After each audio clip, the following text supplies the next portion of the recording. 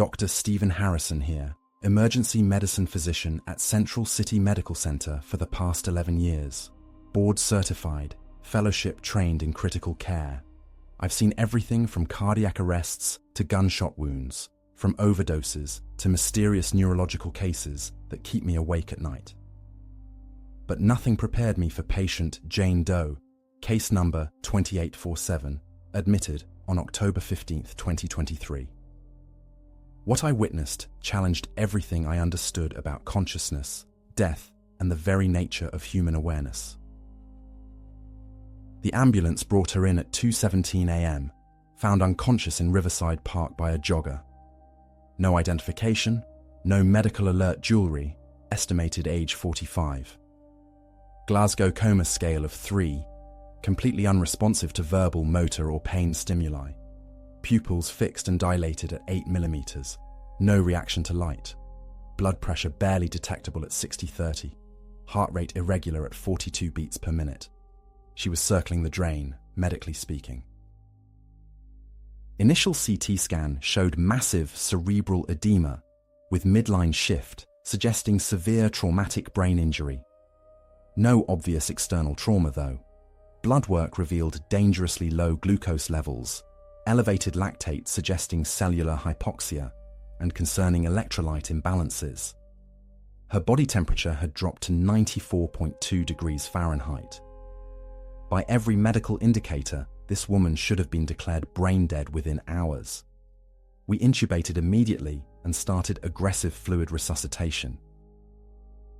Dr. Martinez, our senior neurologist, examined her that first morning. "I've never seen someone this far gone maintain any vital signs," he whispered, reviewing her charts. The EEG showed minimal brain activity, barely detectable delta waves with long periods of electrical silence. Her brainstem reflexes were virtually absent. We scheduled another CT for later that day, expecting to see worsening swelling that would justify withdrawing life support measures. That's when things became impossible. During my evening rounds on day 3, I noticed her eyes tracking my movement across the room. Not random eye movements, deliberate, purposeful tracking. I called for a neurological assessment immediately. Her Glasgow Coma Scale remained 3, pupils still fixed, no response to pain or verbal commands. Yet those eyes followed me everywhere I moved. Dr. Martinez shook his head, muttering about impossible neurological presentations. On day 5, while checking her ventilator settings, I heard what sounded like humming. Soft, melodic humming despite the endotracheal tube. The respiratory therapist, Janet, heard it too. We both froze, staring at our comatose patient whose brain showed virtually no activity. The humming stopped when we approached her bedside. Her vital signs remained unchanged. Blood pressure still critically low, heart rate irregular, no purposeful movement responses. The mystery deepened during the night shift on day 7. Nurse Patricia documented that the patient's eyes were open, appearing to read the wall-mounted television displaying the late-night news. Patricia noted in her charting, "Patient appears alert and aware despite medical indicators suggesting deep coma state. Eyes tracking news broadcast for approximately 20 minutes before closing." The attending physician dismissed this as coincidental eye movement patterns. I decided to conduct my own informal assessment the following morning. Standing beside her bed, I spoke directly to her. "Can you hear me? If you can understand what I'm saying, try to move your right index finger." Nothing. No response whatsoever. Her EEG continued showing minimal brain activity, but then I noticed her heart rate increase from 42 to 58 beats per minute immediately after my request, returning to baseline within minutes. Dr. Williams from psychiatry consulted on the case, suggesting possible locked-in syndrome despite the absence of brainstem reflexes. "Sometimes consciousness persists in ways we don't fully understand," she explained, "but locked-in syndrome requires intact brainstem function for awareness. This patient's brainstem reflexes were absent. No gag reflex, no corneal reflex, no response to cold water in the ear canal. medically impossible for consciousness to exist. On day 10, something unprecedented occurred. While reviewing her chart at the nurse's station, I heard the ventilator alarm from her room. Racing back, I found the endotracheal tube had been removed, not pulled out forcefully, but carefully disconnected from the ventilator circuit. The patient was breathing spontaneously, shallow but regular respirations at 16 per minute. Her oxygen saturation maintained at 92% on room air. Security cameras showed no one entering or leaving her room. The medical team gathered for an emergency consultation. How does a comatose patient with absent brainstem reflexes remove their own breathing tube? Dr. Martinez ordered immediate repeat imaging. The new CT scan showed something impossible. The cerebral edema had reduced significantly, midline shift correcting. Brain tissue that appeared necrotic on previous scans now showed normal density. The radiologist called it unprecedented neurological recovery in a patient this severely injured. Without the ventilator, I could attempt verbal communication. "Hello," I said softly. "My name is Dr. Harrison. Can you tell me your name?" Her eyes opened immediately, focusing directly on my face. Her lips moved slightly, but no sound emerged. I leaned closer. In the faintest whisper, she said, "My name is Helen Morrison. I died in this hospital 12 years ago." The words sent chills through my entire body. I researched the name immediately. Helen Morrison, age 57, died at Central City Medical Center on November 3, 2018, from complications following cardiac surgery. Room 314, the exact room where our Jane Doe was currently recovering. The resemblance in the hospital photograph was unmistakable, though our patient appeared much younger. Helen had no living relatives, died intestate, and was buried in Riverside Cemetery, the same park where our patient was found unconscious. During my next visit, I decided to test her claimed identity. "Helen, can you tell me about your surgery?" She described in precise medical detail the mitral valve replacement procedure that had ultimately failed. She named her cardiac surgeon, Dr. Roberts, who had retired 6 years ago. She described the specific complications that led to her death: endocarditis with septic emboli. Information not publicly available, only documented in confidential medical records. "Dr. Roberts had such gentle hands," she whispered. "He cried when he told my niece I wouldn't survive the second surgery. I watched him from above the operating table, saw him fighting to save me. But my heart was too damaged." The detail was extraordinary, but Dr. Roberts had indeed performed Helen Morrison's surgery. I called his retirement home. He remembered the case vividly, confirmed every detail she had described. Her medical condition remained medically impossible.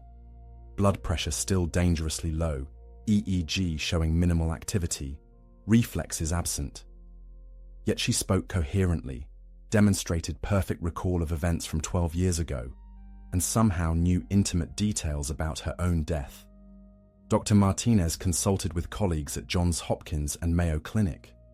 No one had encountered anything similar in documented medical literature. On day 15, Helen described her niece Sarah's wedding, which had occurred 3 months after her death in 2018. She provided details about the ceremony, the flowers, the reception location. "Sarah wore my pearl necklace," she said. "The one my grandmother gave me. She cried during the ceremony because I couldn't be there." I contacted Sarah Morrison through social media. Every detail Helen had described was completely accurate. The nursing staff became increasingly uncomfortable. Helen would greet night shift nurses by name before they introduced themselves, would describe personal details about their lives that she couldn't possibly know. She told Janet, the respiratory therapist, about her daughter's piano recital from last month. She asked Nurse Patricia about her mother's recent hip surgery, information available only to family members and close friends. Dr. Martinez arranged for a psychiatric evaluation. Dr. Williams spent 2 hours interviewing Helen, then requested a private consultation. This is beyond my expertise, she admitted. The patient demonstrates perfect cognitive function, detailed autobiographical memory, and impossible knowledge of recent events. But her brain scans show activity inconsistent with conscious awareness. I've never encountered anything like this in 11 years of practice. Helen's physical condition began deteriorating on day 18. Blood pressure dropped to 45/20. Heart rate became increasingly irregular. Her breathing grew shallow and labored, yet her mental clarity remained perfect. She looked at me with knowing eyes and whispered, "Dr. Harrison, I'm going back now. My time here is ending. Thank you for believing me when others couldn't." Her words carried an inexplicable weight of finality. "Where are you going back to?" I asked, adjusting her oxygen flow. She smiled peacefully. "To where I've been waiting." "It's not frightening, Dr. Harrison. It's just different. Consciousness doesn't end the way you think it does. It just changes form. I needed to return briefly, to tell Sarah something important, to let her know I was there at her wedding, that I've been watching over her." That evening, Helen asked me to contact her niece, Sarah. "Tell her the pearl necklace clasp is loose. She should have it repaired before it breaks completely. And tell her I forgive Uncle Thomas for the argument we had before I died. I understand why he was angry about the inheritance." When I called Sarah, she gasped. The necklace clasp had indeed been bothering her, and she confirmed the family dispute about Helen's will. Security protocols at Central City Medical Center are stringent. Every patient room monitors are connected to the central nursing station, badge access required for entry, and cameras record all hallway activity. Yet on the morning of day 20, Helen Morrison had vanished. Her hospital bed was empty, IV lines disconnected but not torn, monitoring leads carefully removed. No alarms had triggered, no security footage showed anyone entering or leaving room 314. The hospital conducted a comprehensive investigation. Security reviewed every camera angle, interviewed all staff members, checked badge access logs, and examined every possible exit route. Helen Morrison had simply ceased to exist within the hospital walls. Her medical equipment showed normal function, no technical failures, no power interruptions, no system malfunctions. She had disappeared as mysteriously as she had recovered consciousness. Dr. Martinez called it impossible patient elopement in his final report. Hospital administration classified it as a security breach, implementing additional monitoring protocols. But I knew Helen hadn't eloped in any conventional sense. She had returned to wherever she had been for the past 5 years, having completed whatever purpose had brought her back to conscious awareness in our world of medical certainty. The case haunted me for weeks. I reviewed every medical textbook, consulted with international colleagues, searched for similar documented cases. Nothing in medical literature described consciousness persisting in a body, showing all clinical signs of brain death. Helen's EEG patterns remained minimal throughout her stay, yet she demonstrated perfect cognitive function, impossible knowledge, and purposeful communication. Medical science had no explanation. 2 months later, Sarah Morrison visited the hospital. She wanted to thank the medical team who had cared for the woman claiming to be her deceased aunt. "I know it sounds impossible," Sarah said, "but everything she told you was true. Things only Aunt Helen could have known. The pearl necklace did need repair. Uncle Thomas had been carrying guilt about their final argument for 5 years. How could a stranger know these intimate family details?" Sarah showed me Helen's death certificate from 2018, the burial records from Riverside Cemetery, and photographs from her wedding 3 months later. The woman we had treated was indeed Helen Morrison, though medical death had been confirmed and documented 5 years earlier. "Sometimes I felt her presence," Sarah whispered, "at my wedding, during difficult moments in my life, but I thought it was just wishful thinking." I visited Riverside Cemetery the following weekend. Helen Morrison's grave was well maintained, fresh flowers suggesting regular visitors. The headstone read, "Beloved Aunt, forever in our hearts." The grave showed no signs of disturbance, no indication of anything unusual. Yet somehow, Helen had returned from this resting place to room 314, carrying messages and demonstrating impossible medical recovery before vanishing without explanation. Dr. Williams and I continued discussing the case during lunch meetings. What if consciousness isn't localized in brain tissue the way we assume, she theorized. What if awareness can exist independently of neural activity under certain circumstances? Helen's case suggests possibilities beyond our current medical understanding. Perhaps death isn't the absolute boundary we've always believed it to be. The hospital's medical review board examined Helen's case extensively. Her medical records documented everything: the impossible EEG patterns, the spontaneous breathing tube removal, the accurate historical information, the mysterious disappearance. The board concluded that unexplained neurological phenomena had occurred, but offered no theoretical framework for understanding what we had witnessed. Medical science simply had no precedent. 6 months later, I received a letter from Sarah Morrison. She had discovered additional evidence supporting her aunt's return. Helen's personal effects, stored in Sarah's basement since 2018, had been mysteriously disturbed. Items were rearranged, some missing entirely, specifically the pearl necklace mentioned during Helen's hospital stay. "It's as if she came back to collect something important," Sarah wrote. "Something she needed for her final journey." The experience fundamentally changed my approach to medicine. After 11 years of practicing evidence-based healthcare, I encountered a case that defied every scientific principle I had learned. Helen Morrison demonstrated that consciousness, awareness, and human identity might persist beyond clinical death in ways we cannot measure, document, or understand through conventional medical instruments and protocols. I began researching near-death experiences, consciousness studies, and quantum theories of human awareness. The scientific literature contained scattered reports of similar phenomena: patients demonstrating impossible knowledge, consciousness persisting despite absent brain activity, unexplained recoveries followed by mysterious disappearances. But such cases were rarely published, dismissed as anecdotal evidence lacking scientific rigor.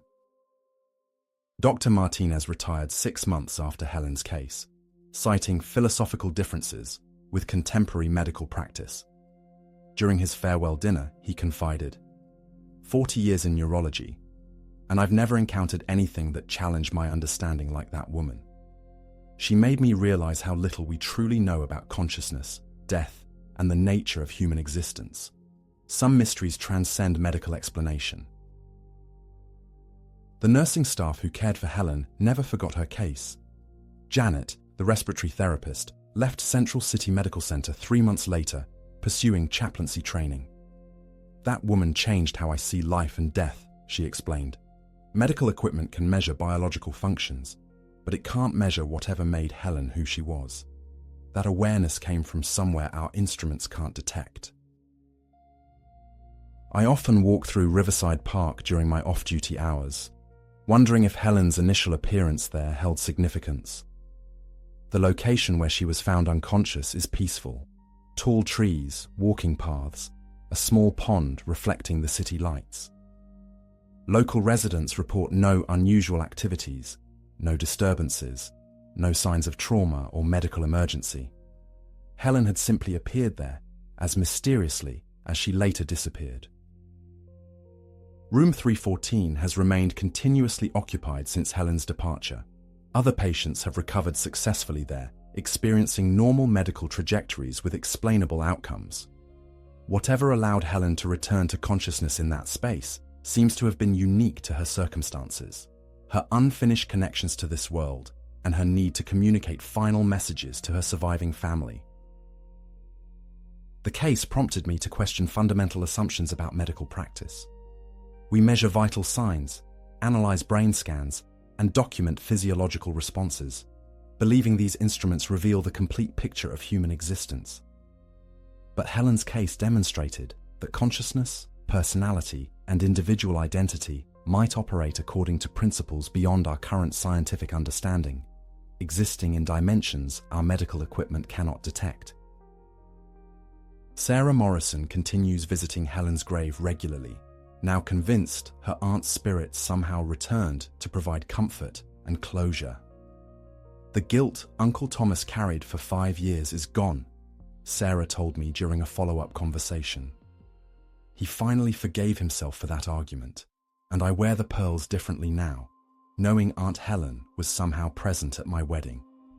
Her message brought our family peace. I've presented Helen's case at several medical conferences, focusing on the documented aspects, the impossible EEG patterns, the spontaneous breathing tube removal, the medically unexplainable recovery and subsequent disappearance. Colleagues listen politely, then suggest psychological explanations, equipment malfunctions, or documentation errors. They cannot accept that consciousness might persist where medical science says it cannot exist. The experience taught me humility regarding medical certainty. After more than a decade of emergency medicine, I had developed confidence in diagnostic protocols, treatment algorithms, and evidence-based outcomes. Helen Morrison reminded me that human existence contains mysteries beyond our current scientific framework. Sometimes the most important healing occurs in dimensions we cannot measure or fully comprehend. Late-night shifts in the emergency department now carry different meaning.